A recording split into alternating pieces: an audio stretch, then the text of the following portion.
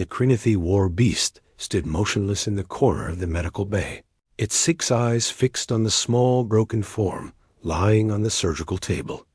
The creature was massive, nearly 3 meters tall, with obsidian scales that could deflect plasma bolts and claws that had torn through battalion after battalion of enemies. Its kind were bred for one purpose: destruction. Mercy was not in their genetic code. Yet here it stood, silent as death itself, watching a human try to save its cub. Ava's hands moved with practiced precision, her fingers dancing across holographic displays as she worked. Sweat beaded on her forehead, despite the cool air of the ship's medical bay. The cub, barely the size of a large dog, had been caught in the crossfire during the battle on Epsilon 7. Shrapnel had torn through its abdomen, and its breathing came in shallow, rattling gasps. "Eva, the vitals are dropping," Oliver said from his station, monitoring the readouts. His voice was steady, but she could hear the tension beneath it. Heart rates at 40% and falling. "I know," Eva replied, not looking up from her work. Her scanner showed internal hemorrhaging that would have killed most species in minutes. The cub had held on for 2 hours, a testament to Crinithy resilience. But even that had limits. The war beast shifted slightly, the movement causing everyone in the medical bay to tense. These creatures were the galaxy's most feared warriors, serving in the Galactic Coalition's most brutal campaigns. They felt no pain, showed no weakness, and took no prisoners. Standard protocol was to keep at least 10 meters between humans and an adult. Crinithy at all times. Eva was currently less than 2 meters from both the cub and its parent. "Ma'am, maybe we should," one of the security officers began. "No," Eva cut him off. "We're not stopping." The war beast's translator collar crackled to life, its voice a rumbling bass that vibrated through the deck plates. "Human medic, why do you persist? The cub is beyond saving. Your own scans show this." Ava's jaw tightened. She injected a coagulant into the cub's bloodstream and began sealing the larger vessels with a laser scalpel. "Because I'm a doctor, and doctors don't give up." "Foolish," the war beast said, but it made no move to stop her. Oliver glanced nervously at the massive creature, then back at Eva. "We're going to need a transfusion. The cub's lost too much blood." "Crinithy blood doesn't match with any species in our database," Eva said, her mind racing through possibilities. "But," she looked up at the war beast, "you're the parent. Your blood should be compatible." The creature's 6 eyes blinked in sequence, an expression of surprise in Crinithy body language. "My blood is poison. It carries the combat mutations. It will kill the cub faster than the wounds." "Not if I filter it first," Eva said.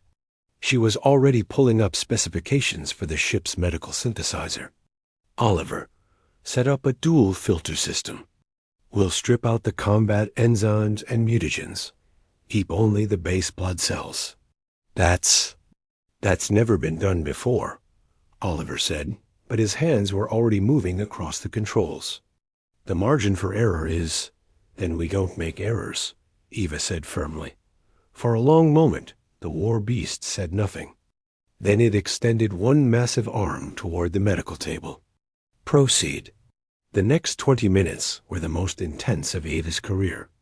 Oliver worked the filtration system while she operated, her hands steady despite the pressure. The cub's vitals continued to drop 30% heart function, then 25%. Its breathing stopped twice, and each time Eva manually compressed its chest until it started again. The war beast never moved, never spoke. But Eva could feel its gaze, heavy as gravity itself. "Filtered blood ready," Oliver announced. "Introducing it now." The crimson liquid so dark, it was almost black flowed through the tubes and into the cub's body. For 10 agonizing seconds, nothing happened. The monitors flatlined dot, then a spike. A heartbeat. Another. "It's working," Oliver breathed. heart rate stabilizing at 40%, 45, 50. Eva allowed herself one moment to exhale, then returned to sealing the last of the internal injuries. Her hands were shaking now, adrenaline finally catching up with her. But she didn't stop until every wound was closed, every bleeder cauterized. Vitals are stable, Oliver reported. All major functions returning to normal parameters. Eva stepped back from the table, her scrubs soaked with sweat and blood. The cub's chest rose and fell in a steady rhythm. It would live. The war beast approached the table slowly. Eva's security team tensed, weapons ready, but she held up a hand to stop them. The massive creature lowered its head until it was level with the cub. A rumbling sound emanating from deep within its chest, something between a growl and a purr. Then it turned to Eva. "You are human," it said, as if discovering this for the first time. "Your species is weak, fragile. You have no claws, no armor, no combat mutations." The translator struggled to convey the complexity of emotion in its voice. "Yet you fought for my cub when wisdom demanded retreat. You succeeded where biology dictated failure." Eva met its gaze, all 6 eyes burning with an intensity that should have terrified her. "That's what humans do? We try the impossible. Sometimes we even succeed." The war beast was silent for a moment. Then it placed one massive hand over its chest, in what Eva recognized as a Crinithy gesture of profound respect, one usually reserved for battlefield commanders who had earned legendary status. "The Crinithy do not forget debts," it said. "You have given me back my child. If ever you have need, human Eva, you need only call. My clan will answer." As the war beast gently lifted its cub from the table, cradling the small form against its armored chest, Oliver leaned close to Eva. "Do you realize what just happened?" He whispered. "You just earned the loyalty of a Crinithy war clan.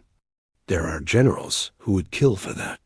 Eva watched the massive creature carry its cub toward the door, then smiled tiredly. "I just did my job, Oliver. Everything else is just a bonus." But as the war beast paused at the threshold and looked back one final time, Eva understood that something fundamental had shifted.